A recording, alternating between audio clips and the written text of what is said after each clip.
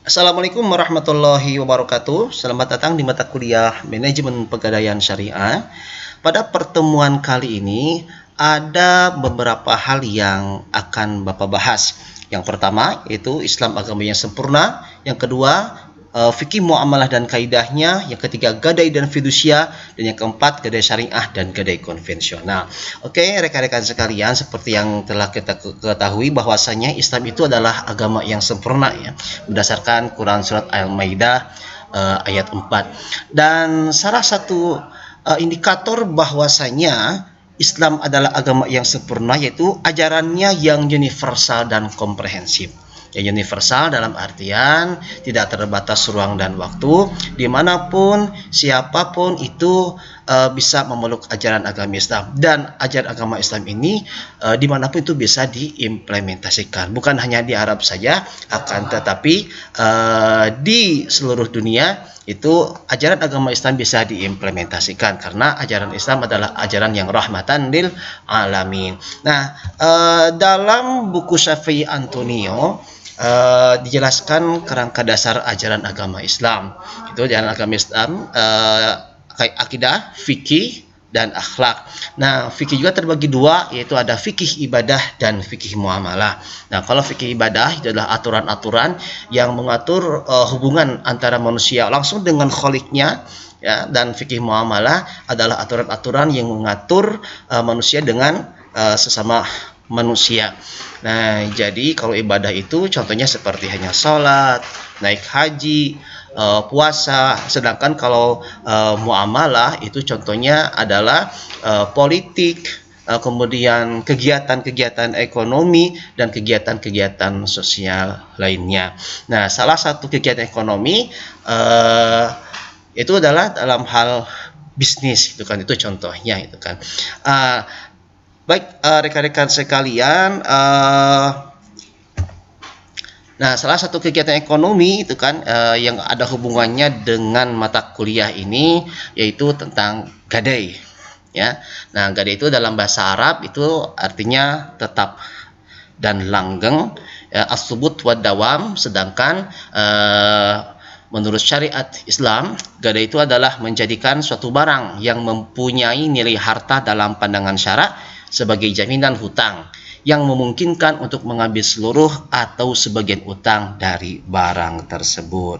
Nah, ini bisa rekan-rekan lihat ya, ini definisi gadai berdasarkan kitab Undang-Undang Hukum Perdata pasal 1150. Nah, kemudian ini ada perbedaan gadai dengan fidusia.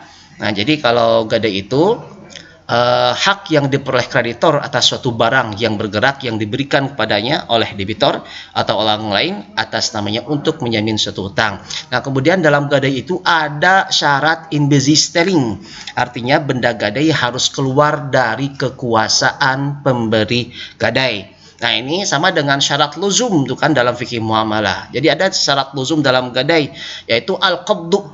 Nah, jadi barang gadai itu harus diberikan kepada si murtahin, atau murtahin itu pihak yang memberikan hutang, pihak yang menerima gadai dan yang memberikan hutang kepada si rohin. Nah, sedangkan jaminan fidusia ini merupakan proses pengalihan hak kepemilikan, sedangkan fidusia ini fidusia itu ada jaminan yang diberikan dalam bentuk fidusia. Jadi fidusia itu jaminan kepercayaan saja. Dalam yang kemarin Bapak sudah memberikan contohnya, misalkan mobil dijadikan jaminan, akan tetapi mobilnya itu sendiri itu masih bisa dipakai oleh si orang yang memiliki hutang. Jadi kalau fidusia itu tidak ada syarat in bezistellingnya.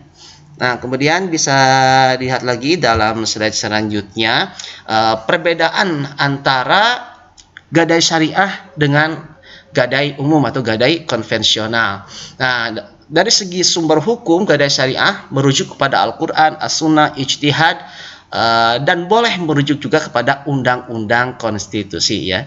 Nah, boleh itu kan konstitusi, undang-undang itu dipakai sebagai sumber hukum dalam gadai selama undang-undangnya tidak bertentangan dengan Al-Qur'an dan As-Sunnah. Nah, sedangkan kalau gadai konvensional, gadai secara umum dalam hukum positif, nah itu hanya merujuk kepada KUH Perdata. Nah, dilihat dari barang jaminannya, gadai dalam Islam itu hanya berlaku untuk barang bergerak maupun tidak bergerak. Barang bergerak itu barang yang bisa dipindah ruangkan seperti hanya motor, mobil, laptop. Sedangkan barang tidak bergerak itu seperti halnya tanah, rumah, itu kan itu barang yang tidak bergerak.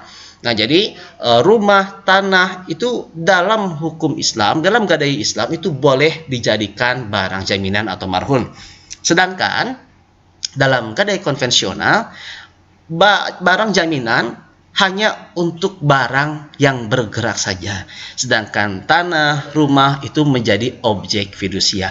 Nah, itu perbedaan antara gadai syariah dengan gadai konvensional. Ini nanti bisa kita lanjut videonya di video yang selanjutnya. Dan silakan tugas buat teman-teman. Yang pertama, subscribe channel Bapak, like dan komen dengan format ini. Nah, sekarang kelas, kemudian MPGS, NPM, dan nama. Nah, silakan. Jadi setelah teman-teman menyaksikan video ini, di like, subscribe, komen dengan format seperti contohnya kelas A, MPGS, ini NPM-nya 0400 2013, namanya Arjuna nih, ini contohnya. Itu. Ya, terima kasih. Nanti kita bisa lanjut di sesi selanjutnya. Assalamualaikum warahmatullahi wabarakatuh.